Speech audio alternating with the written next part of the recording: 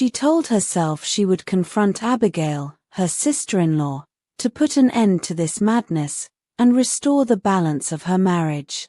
But when she entered Abigail's room, it wasn't confrontation that awaited her. Abigail was waiting, her posture relaxed and confident as she sat on the edge of her bed. She smiled when she saw Mary, a knowing smile that sent shivers down Mary's spine. "I knew you'd come," Abigail said softly. Mary opened her mouth to speak, but no words came. Abigail stood and crossed the room, closing the distance between them. She reached out, her fingers grazing Mary's cheek. "You don't have to fight this," Abigail whispered. "Let me give you what you've been missing." It was a moment of surrender, a moment Mary would later regret but could not resist in the heat of it. Abigail kissed her, and Mary kissed back. Abigail nibbled at Mary's neck, setting Mary's nether region on fire. Mary felt something hardening and poking her from behind. She reached out and touched it. It was indeed what she suspected. It was a male organ in its full glory. Mary made to scream, but as she opened her mouth, Abigail caught her with a suffocating kiss. Before Mary could catch her breath, Abigail had already undressed her and buried her mouth in Mary's valley of pleasure. The affair that followed was a blur of stolen moments, secret touches, and whispered promises. Please viewers, sit back, like, and subscribe to this channel to watch as this wonderful story unfolds. John adjusted the cufflinks on his suit as he stood before the full-length mirror in the bedroom he shared with Mary. It had been 7 years since their wedding day, a union marked by love, quiet ambition, and the yearning for a child they had yet to conceive. He glanced at Mary, who was humming softly by the window, her radiant smile lighting up the room. Despite the disappointment of childlessness, their bond had only strengthened, or so he thought. John's life was a picture of order and success. He had a stable career in finance, a comfortable home in the suburbs, and a wife who seemed to adore him. His only lingering guilt came from how his younger sister, Abigail, had been treated during their childhood. She had grown up estranged from the family, shunned for reasons John didn't fully understand at the time. He only knew that their parents had insisted Abigail was a problem child, sent away to a remote village. It was only in recent years, through his own insistence, that she had returned to the family fold. When Abigail arrived at their home to live with them temporarily, she came with little more than a duffel bag and a wary smile. Her striking beauty caught people off guard. Tall, with chiseled cheekbones, almond-shaped eyes, and a commanding presence that belied her quiet demeanor. But there was something guarded about her, a tension beneath her practiced politeness that even Mary had noticed.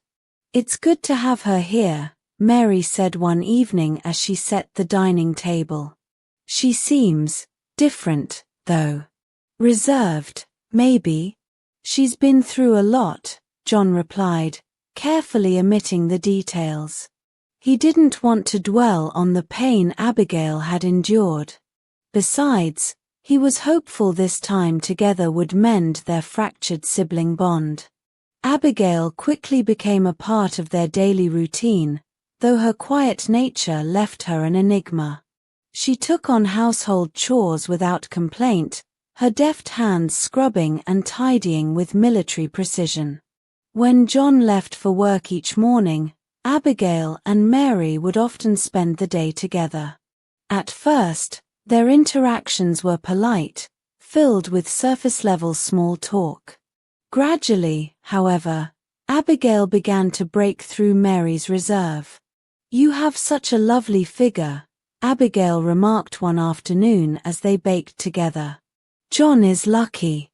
You must have half the men in the neighborhood turning their heads."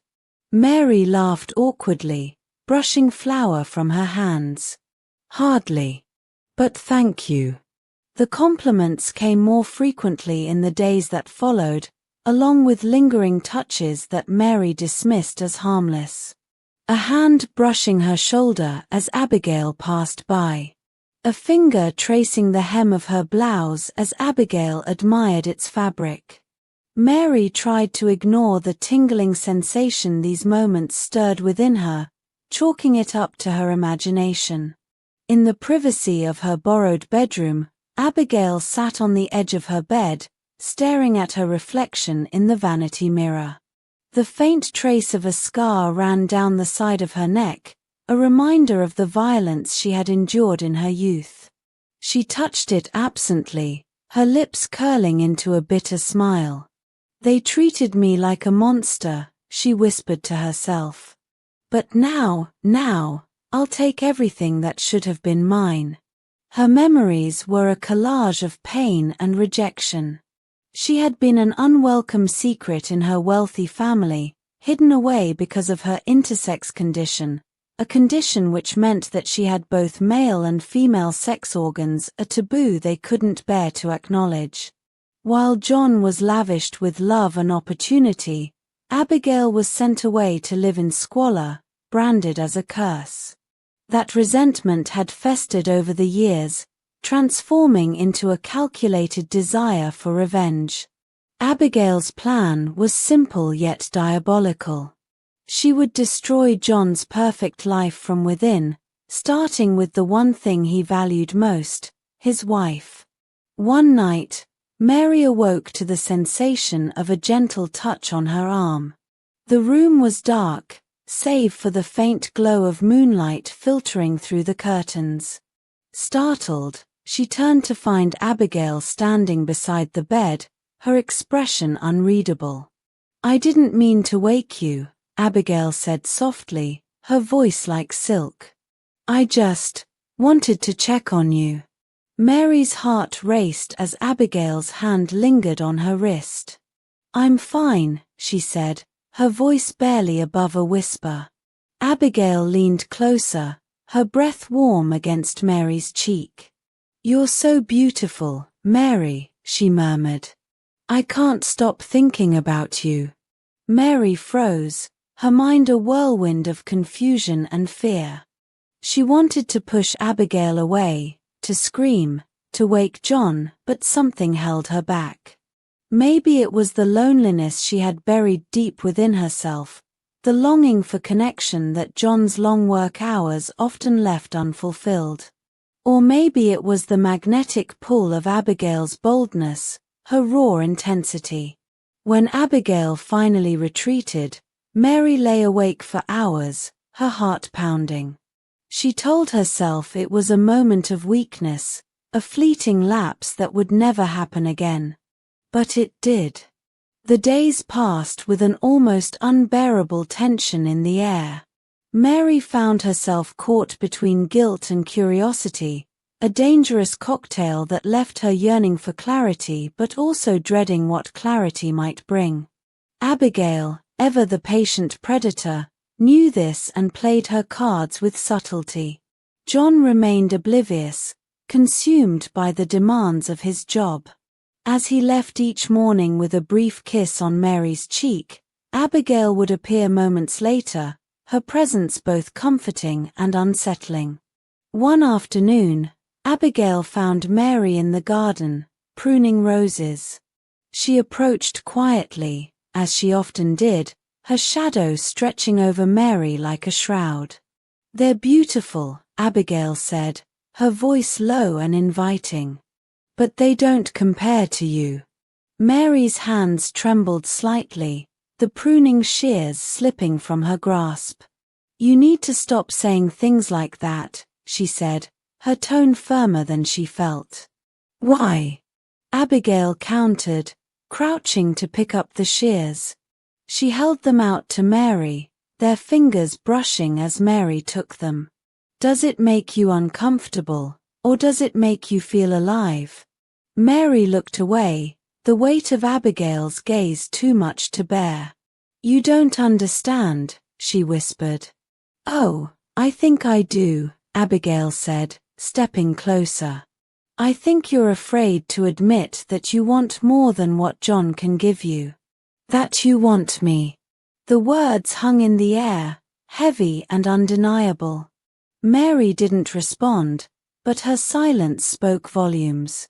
Abigail leaned in, her lips brushing against Mary's ear. When you're ready to stop lying to yourself, she murmured, you know where to find me.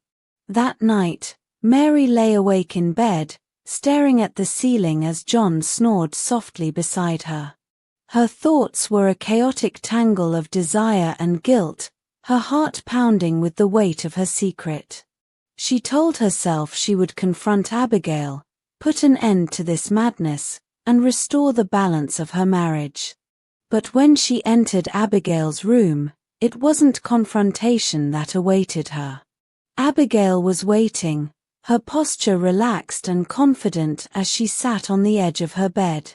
She smiled when she saw Mary, a knowing smile that sent shivers down Mary's spine. I knew you'd come, Abigail said softly. Mary opened her mouth to speak, but no words came. Abigail stood and crossed the room, closing the distance between them. She reached out, her fingers grazing Mary's cheek. You don't have to fight this, Abigail whispered. Let me give you what you've been missing. It was a moment of surrender, a moment Mary would later regret but could not resist in the heat of it. Abigail kissed her, and Mary kissed back. Abigail nibbled at Mary's neck, setting Mary's nether region on fire. Before Mary could catch her breath, Abigail had already undressed her and buried her mouth in Mary's valley of pleasure. The affair that followed was a blur of stolen moments, secret touches, and whispered promises. At first, Mary convinced herself it was a phase, a temporary escape from the monotony of her life. But as weeks turned into months, her feelings for Abigail grew more complicated. This wasn't just lust, it was something deeper, something terrifying. Meanwhile, John began to notice subtle changes in Mary. She was distant, moody, and quick to anger. Conversations that once flowed easily now felt strained. One evening, as they sat together on the couch, John reached for her hand. Mary, is everything okay? He asked, his brow furrowed with concern. I'm fine, she replied too quickly, pulling her hand away. You don't seem fine, he pressed. You've been different lately. Is there something you want to talk about? Mary's heart clenched.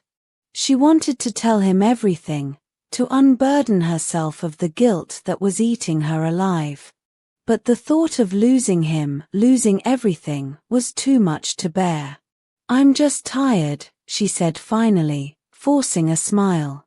Work has been stressful, that's all. John didn't seem convinced, but he let it go. That night, as he lay beside her, he whispered, I love you, Mary. No matter what. The words felt like a knife to her chest. Months later, Mary's life took a turn she hadn't anticipated. She sat in the bathroom, staring at the positive pregnancy test in her trembling hands. Her first instinct was joy, a child after years of trying. But the joy was quickly overshadowed by dread. She knew the truth. This child wasn't John's. Panicking, Mary confided in Abigail. They met in the kitchen late at night, their voices hushed but urgent. I can't do this, Mary whispered, tears streaming down her face. I can't lie to John anymore. He deserves to know. You can't tell him, Abigail snapped, her calm demeanor cracking for the first time. He'll never forgive you. He'll hate you, Mary. Is that what you want? What about this baby? Mary countered. I can't keep it. I'll get rid of it. No, Abigail said sharply, grabbing Mary's wrist. You've waited years for a child. This is a gift. You're not getting rid of it." Mary pulled away, shaking her head. "I don't know what to do." "Trust me," Abigail said, her tone softening. "I'll take care of everything." What Abigail didn't know was that John had his own secret. He had known for years that he was infertile, a fact he had carefully hidden from Mary. When she announced her pregnancy, he was elated but also suspicious. Still, he chose to play along, determined to raise the child as his own. After all, a child was a blessing, no matter the circumstances.